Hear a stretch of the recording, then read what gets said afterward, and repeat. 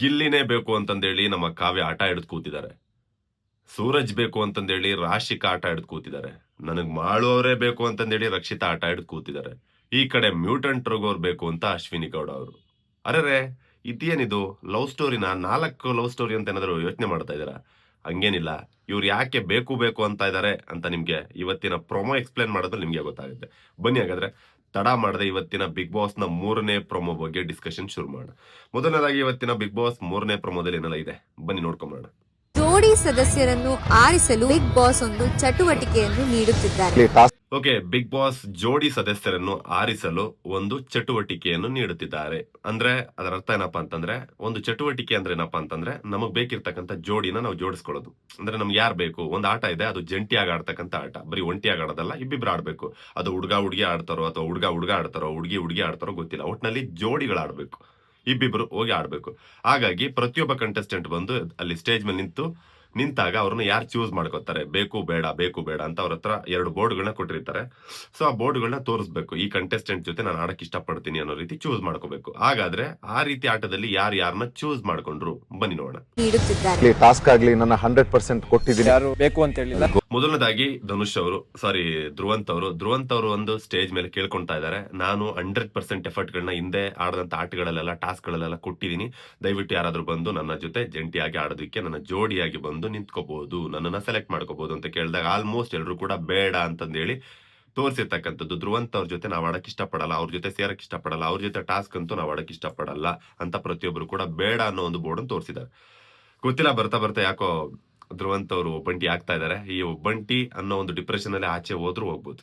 Okay, already ಅವ್ರ ಬಾಯಲ್ಲಿ 2 times ಬಂದಿದೆ. ಬನ್ನಿ ಹಾಗಾದ್ರೆ ಅವ್ರನ್ನ ಹೊರತುಪಡಿಸಿ ನೆಕ್ಸ್ಟ್ ಯಾರಿಗೆಲ್ಲ ಯಾರೆಲ್ಲ ಸಿಕ್ಕಿದ್ದಾರೆ ನೋಡೋಣ. ಗೋವಿಂದ್, ಅಶ್ವಿನಿ, ಓಕೆ, ನೀವೊಂದು ಸಣ್ಣ ಜಲಕ್ಕನ್ನ ಅಬ್ಸರ್ವ್ ಮಾಡ್ಬೋದು.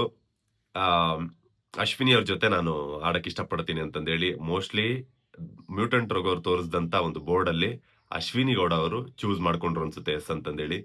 ಸೊ ಗೋ ವಿತ್ ಅಶ್ವಿನಿ ಅಂತಂದೇಳಿ ಅಲ್ಲೊಂದು ಲೈನ್ ಅನ್ನ ನೀವು ಕೇಳಿಸ್ಕೋಬಹುದು. ಮ್ಯೂಟೆಂಟ್ ರಘು ಅವರು ಮತ್ತೆ ಅಶ್ವಿನಿ ಗೌಡ ಅವರು ನಾನು ಎಕ್ಸ್ಪೆಕ್ಟ್ ಮಾಡಿದಂತದ್ದು ಇದೆ. ಅಫ್ಕೋರ್ಸ್ ಇವ್ರನ್ನ ನಾವು ತುಂಬಾ ಕೆಟ್ಟದಾಗಿ ಪೋರ್ಟ್ರೆ ಮಾಡೋಂಥದ್ದು ಬೇಡ. ಫನ್ನಿಯಾಗಿ ಎಷ್ಟೋ ಸಲ ನಾನು ಹೇಳಿದ್ದೆ, ಲವರ್ಸ್ ಅನ್ನೋ ರೀತಿ ಫನ್ನಿಯಾಗಿ ಕಾಮಿಡಿ ಹೇಳಿದ್ದೆ. ಬಟ್ ಆದ್ರೂ ಇವರಿಬ್ಬರ ಒಂದು ಜೋಡಿ ನೋಡಕ್ ತುಂಬಾ ಮುದ್ದಾಗಿರುತ್ತೆ, ಒಂದೊಳ್ಳೆ ಫ್ರೆಂಡ್ಶಿಪ್ ಬಾಂಡ್ ಅಲ್ಲಿ. ನೋಡೋಣ ಇವರಿಬ್ರು ಎಷ್ಟು ಚೆನ್ನಾಗಿ ಆಡ್ತಾರೆ ಅಂತಂದೇಳಿ. ಮೊದಲನೇದಾಗಿ ಇವರಿಬ್ರು ಎನಿಮೀಸ್ ಆಕ್ಚುಲಿ, ಆದ್ರೂ ಕೂಡ ಎನಿಮೀಸ್ ಒಂದಾಗ್ಬಿಟ್ಟು ಫ್ರೆಂಡ್ಸ್ ಆಗಿ ಒಂದು ಗೇಮ್ ಅನ್ನ, ಒಂದು ಟಾಸ್ಕ್ ಅನ್ನ ಆಡೋದಕ್ಕೆ ಹೋಗ್ತಾ ಇದಾರೆ. ಒಳ್ಳೇದಾಗ್ಲಿ ಅಂತ ನಾನು ಕೇಳ್ಕೊಂತೀನಿ. 2 ಹುಲಿಗಳು, ಒಂದು ಹೆಣ್ಣು ಹುಲಿ, ಇನ್ನೊಂದು ಗಂಡು ಹುಲಿ. ಏನ್ ಮಾಡ್ತಾರೋ ಗೊತ್ತಿಲ್ಲ, ಗೆಲ್ತಾರೋ ಇಲ್ಲೋ ಗೊತ್ತಿಲ್ಲ, ಒಟ್ನಲ್ಲಿ ಆಡ್ಲಿ, ಚೆನ್ನಾಗಿ ಆಡಿರ್ತಾರೆ ಅಂತ ನಾನು ಅನ್ಕೊಂತಾ ಇದೀನಿ. ಬನ್ನಿ ನೆಕ್ಸ್ಟ್ ಏನಾಗಿದೆ ನೋಡೋಣ.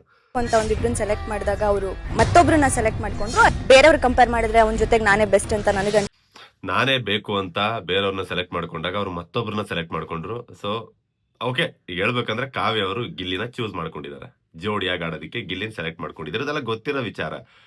ಎಲ್ಲದಕ್ಕಿಂತ ಹೆಚ್ಚಾಗಿ ಇವರಿಬ್ಬರ ಮಧ್ಯೆ ಎಷ್ಟೇ ಜಗಳ ಬಂದ್ರು ಕೂಡ ಗಿಲ್ಲಿ ಕಾವ್ಯನ್ ಬಿಟ್ಕೊಡಲ್ಲ, ಕಾವ್ಯ ಗಿಲ್ಲಿನ ಬಿಟ್ಕೊಡಲ್ಲ. ಇದೆಲ್ಲರಿಗೂ ಗೊತ್ತಿರ್ತಕ್ಕಂಥದ್ದು.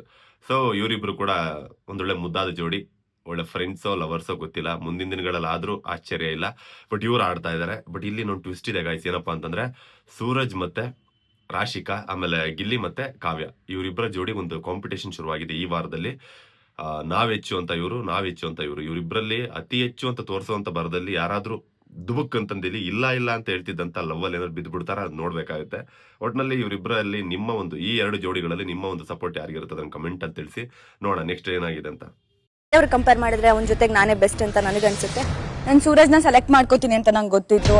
ಅಲ್ಲಿ ರಾಶಿಕಾ ಅವ್ರು ಮಾತು ಹೇಳ್ತಾ ಇದಾರೆ, ಅವರು ಕಂಪೇರ್ ಮಾಡಿದ್ರೆ, ಅಂದ್ರೆ ಗಿಲ್ಲಿ ಮತ್ತೆ ಕಾವ್ಯ ಅವ್ರಿಗೆ ಕಂಪೇರ್ ಮಾಡಿದ್ರೆ ನಾವೇ ಬೆಸ್ಟ್ ಅಂತಂದೇಳಿ ನನಗೆ ಅನಿಸ್ತಾ ಇದೆ ಅನ್ನೋ ಒಂದು ಮಾತನ್ನ ರಾಶಿಕಾ ಅವ್ರ ಬಾಯಲ್ಲಿ ನಾವು ಕೇಳಿಸ್ಕೋಬಹುದು. ಸೊ ಅವ್ರು ಹೇಳ್ತಾ ಇದಾರೆ ಅವ್ರಿಗಿಂತ ನಾವೇ ಬೆಸ್ಟ್ ಅಂತಂದೇಳಿ. ಅವರು ಯಾವ್ದ್ರಲ್ಲಿ ಬೆಸ್ಟ್ ಅಂತ ನಿಮ್ಗೆ ಅನಿಸ್ತಾ ಇದೆ?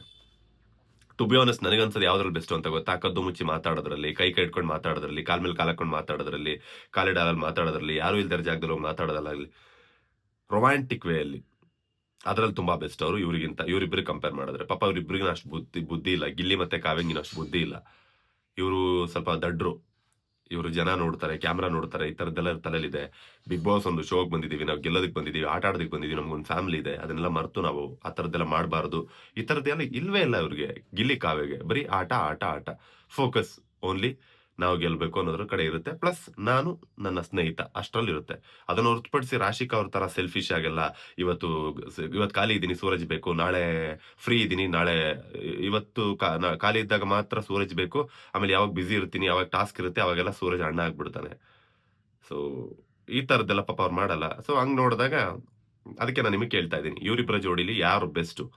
ರಾಶಿಕಾ ಅವ್ರು ಹೇಳ್ತಾ ಇದ್ದಾರೆ ನಾನ್ ಬೆಸ್ಟ್ ಅಂತ. ಹಾಗಾದ್ರೆ ನಿಮ್ಮ ಒಂದು ಅನಿಸಿಕೆ ಪ್ರಕಾರ ಆ 2 ಜೋಡಿಗಳಲ್ಲಿ ಬೆಸ್ಟ್ ಜೋಡಿ ಯಾವುದು? ಅದೆಲ್ಲರಿಗೂ ಗೊತ್ತಿರೋ ವಿಚಾರ, ನೀವು ಕಮೆಂಟ್ ಅಲ್ಲಿ ತಿಳಿಸಿ. ಅಂತ ನಂಗೆ ಗೊತ್ತಿತ್ತು. ಅದಕ್ಕೆ ನಾಟಕ ಮಾಡಕ್ಕೋ ಎಲ್ಲರಿಗೂ ಬೇಕು ಅಂತ ತೋರಿಸಿ ನಾನು ಲಾಸ್ಟ್ ಅಲ್ಲಿ ನಿಂಗೇನೋ ಇದ್ ಮಾಡಿಲ್ಲ. ಓಕೆ, ನಾನು ಸೂರಜ್ ಸೆಲೆಕ್ಟ್ ಮಾಡ್ಕೋತೀನಿ ಅಂತ ಗೊತ್ತಿತ್ತು. ಸೊ ಅದಕ್ಕೆ ಎಲ್ಲರಿಗೂ ಬೇಕಂತ ತೋರಿಸಿ ಡ್ರಾಮಾ ಎಲ್ಲ ಮಾಡಕ್ ಹೋಗಿಲ್ಲ ಅಂತಂದೇಳಿ. ಗೊತ್ತಿಲ್ಲ ಇವತ್ತಿನ ಟಾಸ್ಕ್ ಏನಾಗಿದೆ ಅಂತಂದೇಳಿ. ಯಾಕಂದ್ರೆ ಪ್ರತಿಯೊಬ್ಬರಿಗೂ ಕೂಡ ಬಂದು ಸ್ಟೇಜ್ ಮೇಲೆ ಕೇಳ್ಕೊಂಡಾಗ ಅಲ್ಲಿ ಬೇಕು ಬೇಡ ಅನ್ನೋ 2 ಬೋರ್ಡ್ಗಳನ್ನ ತೋರಿಸ್ಬೇಕು. ಅಲ್ಲಿ ಯಾರ್ಯಾರಿಗೆಲ್ಲ ಬೇಕಂತ ತೋರಿಸಿದ್ದಾರೆ ಈ ಉಸಿರುವಳ್ಳಿ ರಾಶಿಕಾ ಅಂತ ಗೊತ್ತಿಲ್ಲ. ಸೊ ಕೊನೆಯದಾಗಿ ಯಾರೂ ಕೂಡ ಸೆಲೆಕ್ಟ್ ಮಾಡ್ಕೊಂಡೇ ಇದ್ದಾಗ ಸೂರಜ್ ಗತಿ ಅನ್ನೋ ರೀತಿ ಆಗೋಯ್ತಾ, ಅಥವಾ ನಿಜವಾಗ್ಲೂ ಸೂರಜ್ ಜೊತೆ ಆಡೋದಕ್ಕೆ ಕಂಫರ್ಟಬಲ್ ಅನ್ನೋ ರೀತಿ ಏನಾದ್ರು ವೇಟ್ ಮಾಡಿದ್ರ ಗೊತ್ತಿಲ್ಲ. ಒಟ್ನಲ್ಲಿ ಈ 2 ಜೋಡಿಗಳು ಒಂದಾಗಿದ್ದಾವೆ ಗೇಮ್ ಅನ್ನ ಆಡೋದಕ್ಕೆ, ಟಾಸ್ಕ್ ಅನ್ನ ಆಡೋದಕ್ಕೆ. ಸೂರಜ್ ರಾಶಿಕಾ, ಗಿಲ್ಲಿ ಕಾವ್ಯ, ಈ 2 ಜೋಡಿಗಳು ಆಟ ಆಡೋದಕ್ಕೆ ಆ ಕಡೆ ಕೇಳಿದು ತೊಡೆ ತಟ್ಟಿ ನಿಂತ್ಕೊಂಡಿದ್ದಾರೆ. ಆ ಕಡೆ ಇನ್ನೊಂದು ಜೋಡಿ ಅಶ್ವಿನಿ ಅವರು ಮತ್ತೆ ಮ್ಯೂಟೆಂಟ್ ರಘು ಅವರು. ಇನ್ನು ಉಳಿದದ್ದು ಬಹುಶಃ ಇಲ್ಲಿ ತೋರಿಸಿಲ್ಲ, ರಿವೀಲ್ ಆಗಿಲ್ಲ. ಮಾಳು ಮತ್ತೆ ರಕ್ಷಿತಾ ಆಡ್ಬೋದು ಅಂತ ಅನ್ಕೊಂತೀನಿ. ಇನ್ನು ಹೊರತುಪಡಿಸಿದ್ರೆ ಸ್ಪಂದನ ಇದ್ದಾರೆ, ಆಮೇಲೆ ಅಭಿಷೇಕ್ ಇದ್ದಾರೆ. ಧ್ರುವಂತ್ ಅವ್ರನ್ನ ಯಾರು ತಗೊಂಡಿಲ್ಲ ಅನ್ಸುತ್ತೆ. ರಜತ್ ಅವ್ರು ಮತ್ತೆ ಚೈತ್ರ ಅವ್ರು ಇನ್ನೂ ಆಟಕ್ಕೆ ಎಂಟ್ರಿ ಆಗಿಲ್ಲ ಅನ್ಸುತ್ತೆ. ಅವ್ರನ್ನಿನ್ನೂ ತಗೋತಾ ಇಲ್ಲ ಅನ್ಸುತ್ತೆ. ಬಹುಶಃ ಇನ್ನೂ ಒಂದು ವಾರ ಅವ್ರನ್ನ ಸೈಲೆಂಟ್ ಆಗಿ ಬಿಡ್ತಾ ಇದಾರೆ ಅನ್ಸುತ್ತೆ. ನೋಡ್ಬೇಕಾಗತ್ತೆ. ಇನ್ನು ನೆಕ್ಸ್ಟ್ ಕೊನೆಯದಾಗಿ ತುಂಬಾ ಒಳ್ಳೆ ಡಿಸ್ಕಷನ್ ಇದೆ ಅಕ್ಕಂದು, ರಾಶಿಕಾ ಅಕ್ಕಂದು. ಬನ್ನಿ ನೋಡೋಣ. ನಾಳೆ ಟಾಸ್ಕ್ ವಿನ್ ಆಗ್ಬೇಕು, ಕಾವ್ಯ ಗಿಲ್ಲಿನ ಆಚೆ ಇಡ್ತಿದ್ದೀವಿ. ಓಕೆ, ನಾಳೆ ಟಾಸ್ಕ್ ವಿನ್ ಆಗ್ಬೇಕು, ಕಾವ್ಯ ಗಿಲ್ಲಿನ ಆಚೆ ಇಡ್ತಾ ಇದೀವಿ. ಅಂದ್ರೆ ನಾನು ಹೇಳದ್ನಲ್ಲ, ರಾಶಿಕಂಗೆ ಗೆಲ್ಲಬೇಕು ಅನ್ನೋ ಫೋಕಸ್ಗಿಂತ ಗಿಲ್ಲಿ ಮತ್ತೆ ಕಾವ್ಯನ ಸೋಲಿಸ್ಬೇಕು ಅನ್ನೋ ಒಂದು ಆ ಒಂದು ಇದೇ ಜಾಸ್ತಿ ಇದೆ. ಸೊ ಈ ತರದೊಂದು ಮೋಟಿವ್ ಇದ್ದವ್ರಿಗೆ ನೀವು ವೋಟ್ ಮಾಡಕ್ ಇಷ್ಟಪಡ್ತೀರಾ? ಇಂಥವ್ರನ್ನ ಗೆಲ್ಸೋದಕ್ಕೆ ಇಷ್ಟಪಡ್ತೀರಾ? ಇಂಥವ್ರು ಬಿಗ್ ಬಾಸ್ ನಲ್ಲಿ ಇರೋದಕ್ಕೆ ಲಾಯಕ್ ಅಂತ ನಿಮ್ಗೆ ಅನ್ಸುತ್ತಾ? ಯಾಕೆಂದ್ರೆ ಎಲ್ಲರೂ ಕೂಡ ಅವ್ರವ್ರ ಆಟ ಆಡಕ್ ಬಂದಿರೋದಂತ ನಿಮ್ಗೂ ಗೊತ್ತು. ಅಂತದ್ರಲ್ಲಿ ಈ ಅಮ್ಮ ಹೇಳ್ತಾ ಇರೋದು ಯಾವಾಗ ನೋಡಿದ್ರು ಕೂಡ ಗಿಲ್ಲಿನ ಬೆಳೆಸ್ಬೇಕು, ಕಾವ್ಯನ್ ಬೆಳೆಸ್ಬೇಕು, ಅವ್ರನ್ನ ಬೆಳೆಸ್ಬೇಕು, ಇವ್ರನ್ನ ಬೆಳೆಸ್ಬೇಕು ಅಷ್ಟೇ. ಮಾತಾಡ್ತಾರೆ ಸಾಕು, ನಾನು ಟಾಸ್ಕ್ ತುಂಬಾ ಚೆನ್ನಾಗಿ ಆಡ್ತೀನಿ. ಯಾವ್ದೋ 1-2 ಕಿತ್ತೋಗಿರೋ ಟಾಸ್ಕ್ಗಳನ್ನ ಚೆನ್ನಾಗಿ ಆಡಿ ತೋರಿಸಿದ ಮೇಲೆ ಇನ್ನೂ ಅದೇ ಒಂದು ಗುಂಗಲ್ಲೇ ಮೆರಿತಾ ಇದ್ದಾರೆ. ನೆಕ್ಸ್ಟ್ ಅದಾದ್ಮೇಲೆ ಏನ್ ಮಾಡಿದ್ರು ಗೊತ್ತಿಲ್ಲ. ಈಗ 2 ವಾರದಿಂದ ಸೂರಜ್ ಜೊತೆ ಕಳೆದೋಗಿದ್ದಾರೆ. ಕೊನೆದಾಗ ಇಲ್ಲೊಂದು ಮಾತು ಹೇಳಿದ್ರಲ್ಲ ಇದೇ ಟೀಸರ್ ಅಲ್ಲಿ, ಇದೇ ಒಂದು ಪ್ರಮೋದಲ್ಲಿ, ಸುಮ್ನೆ ಬೇಕು ಅಂತ ನಾಟಕ ಎಲ್ಲ ಮಾಡಿ ನಾನು ಇವಾಗ ಕೊನೆಯಲ್ಲಿ ನಿನಗೆ ಬೇಕು ಅಂತ ತೋರಿಸ್ತಾ ಇಲ್ಲ, ಮೊದ್ಲಿಂದಾನು ನಾನು ಬೇಕು ಅಂತಾನೆ ತೋರಿಸ್ಕೊಂಡ್ ಬಂದಿದ್ದೀನಿ, ಸೂರಜೇ ಬೇಕು ಅಂತಂದೇಳಿ ನಾನು ಸೆಲೆಕ್ಟ್ ಮಾಡ್ಕೊಂಡು ಕೂತಿದ್ದೀನಿ ಅಂತ ಒಂದು ಮಾತು ಬರುತ್ತೆ ಇದರಲ್ಲಿ. ಸೊ ಒಟ್ನಲ್ಲಿ ಈ 4 ಜೋಡಿಗಳು ಇರುತ್ತೆ ಅಂತ ಅನ್ಕೊಂತೀನಿ. ಅಭಿಷೇಕ್ ಮತ್ತೆ ಸ್ಪಂದನ ಅವರು ಜೋಡಿ ಆಗಿದಾರೋ ಇಲ್ವೋ ಗೊತ್ತಿಲ್ಲ, ಅದನ್ನ ರಿವೀಲ್ ಮಾಡಿಲ್ಲ. ಧನುಷ್ ಅವ್ರು ಕ್ಯಾಪ್ಟನ್ ಆಗಿರ್ತಾರೆ. ಸೊ ಇದಿಷ್ಟು 3ನೇ ಪ್ರಮೋದ ಒಂದು ರಿವ್ಯೂ ಆಗಿರುತ್ತೆ. ಸೊ ಈಗ ಫೈನಲಿ 3 ಜೋಡಿಗಳು ಈ ಒಂದು ಪ್ರಮೋದಲ್ಲಿ ರಿವೀಲ್ ಆಗಿದೆ. ಒಂದು ಮ್ಯೂಟೆಂಟ್ ರಘು ಅವರು, ಅಶ್ವಿನಿ ಅವರು. 2ನೇದಾಗಿ ಕಾವ್ಯ ಮತ್ತೆ ಗಿಲ್ಲಿ. 3ನೇದು ಸೂರಜ್ ಅಂಡ್ ರಾಶಿಕಾ. ಈ 3 ಜೋಡಿಗಳಲ್ಲಿ ನಿಮ್ಮ ಇಷ್ಟವಾದ ಜೋಡಿ ಯಾವುದು ಅಷ್ಟೇ ನಾನು ಕೇಳೋದು. ಹಾಗೆ ಈ ಜೋಡಿಗಳಲ್ಲಿ ಯಾರು ಗೆಲ್ತಾರೆ, ಯಾರು ಗೆಲ್ಲಬೇಕು ಅಂತ ನಿಮ್ಮ ಒಂದು ಅನಿಸಿಕೆ, ಅದನ್ನು ಕೂಡ ಕಮೆಂಟ್ ಅಲ್ಲಿ ತಿಳಿಸಿ. ಓಕೆ, ಇದಿಷ್ಟು ಇವತ್ತಿನ ಬಿಗ್ ಬಾಸ್ 3ನೇ ಪ್ರಮೋದ ರಿವ್ಯೂ ಆಗಿತ್ತು. ಯಾರೆಲ್ಲ ಈ ಒಂದು ವಿಡಿಯೋ ನೋಡ್ತಾ ಇದ್ದಾರೆ, ಯಾರಿಗೆಲ್ಲ ಇಷ್ಟ ಆಗಿದೆ, ದಯವಿಟ್ಟು ಈ ಒಂದು ವಿಡಿಯೋನ ಲೈಕ್ ಮಾಡಿ, ಶೇರ್ ಮಾಡಿ, ಹಾಗೆ ಸಬ್ಸ್ಕ್ರೈಬ್ ಮಾಡ್ಕೊಳ್ಳಿ, ನೋಟಿಫಿಕೇಶನ್ ಬೆಲ್ ಬಟನ್ ಆನ್ ಮಾಡ್ಕೊಳ್ಳಿ.